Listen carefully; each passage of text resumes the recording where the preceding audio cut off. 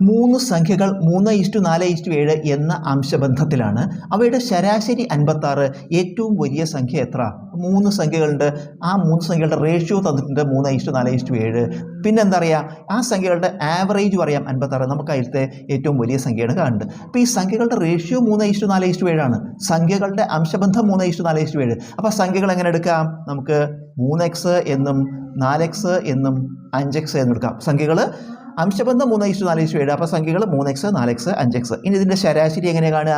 എല്ലാം കൂടി കൂട്ടുക, എണ്ണം കൊണ്ട് ഹരിക്കുക. അങ്ങനെ ശരാശരി എല്ലാം കൂടി കൂട്ടി എണ്ണം കൊണ്ട് ഹരിക്കുക. എത്ര? 3 അല്ലേ?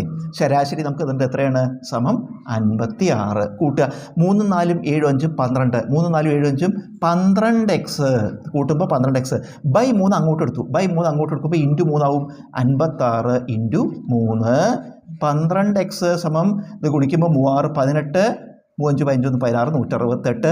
x സമം 168 ബൈ 12 ഹരിക്കുമ്പോൾ 1 12 12 ശിഷ്ടം 4 48 4 12 48. നമുക്ക് എക്സിൻ്റെ വില കിട്ടി 14. എക്സിൻ്റെ വില 14. ചോദ്യം എന്താ? ഏറ്റവും വലിയ സംഖ്യ. അല്ല, ഏറ്റവും വലിയ സംഖ്യ ഏതാ?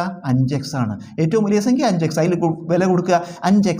5 ഇൻറ്റു x 5 ഇൻറ്റു 14 14 5. ഉത്തരം 70.